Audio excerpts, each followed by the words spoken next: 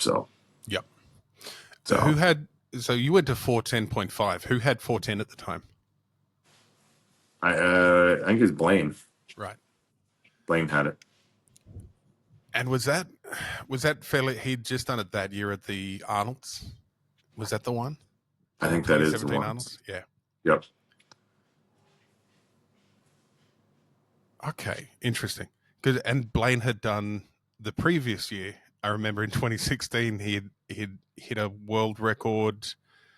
I think it was in the 3 lift though, wasn't it? He did the bench world record in a 3 lift, and I remember you weren't very happy about that. Any good competitor is not going to be happy when something gets broke, right? Right.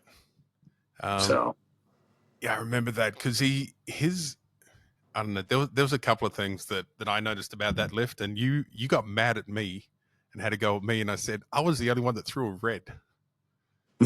were you on that platform? Yeah, I was on that platform. That was me, Priscilla Ribic, and the dude from US Virgin Islands. Oh yeah. And I think he's got his finger permanently on white anyway. He doesn't really seem to do much, and I thought I had issues with that lift, and so I threw a red. I always thought it was interesting that they let me referee supers like that, especially like people that I competed against, and especially the fact that I had relationships with a lot of people in that era. And they go, "Oh, you'll be impartial." So I go, "I think I was." Yeah. But you're right that no one. I've been saying it for years. No one remembers the record attempt, but they remember if you're a dick. There is that. There's that. There's always Or that. they just, or in my case, they just don't remember you. You should go, "Who are you? Have you lifted before?" What's it like?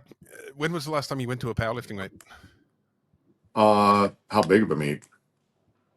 Any size? One that you didn't run. Honestly, I coach our Sioux Falls Christian high school powerlifting team, Mm-hmm. and so I had, what do we have? 20 athletes, and in my gym, Liberty Barbell, we bring them together. It doesn't matter what school you are.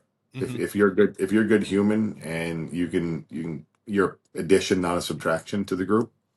I don't care if you go to some other school and score their points. Like Mm-hmm. if you PR'd and you feel good about yourself, you're part of the crew. Awesome. So I don't know. Mid March was our last meet. Yeah, first year in existence, our high school team won state, so it was pretty fun to see. There you go. Nice. I'm really interested to see how people do people know who you are, or do they go, "Oh, that's Jona Leo, the coach"? I don't know. I honestly don't know. It's come up a couple of times recently for me because I went to age group nationals a few weeks, like the week before I went to Norway. I was in Sydney for masters and juniors. Caught up with Liz Craven. She's still she's an M2 and she's still winning the opens. She's incredible, just amazing lifter. And she said to me, she goes, "Is it weird for you, Nathan, to turn up to these places and nobody knows who you are?" I go, "Yeah, a little." I said, "What about for you?" And she goes, "I'm still lifting and people don't know who I am." I'm going, it's a really, really funny thing that I think happened around COVID, where Yeah, but people just started watching themselves on their phone. They don't even watch other people on their phones anymore. well, and I sit back and look at it, and go, okay, why did I get into it? Was it Mm-hmm. to be known? Was it so people would?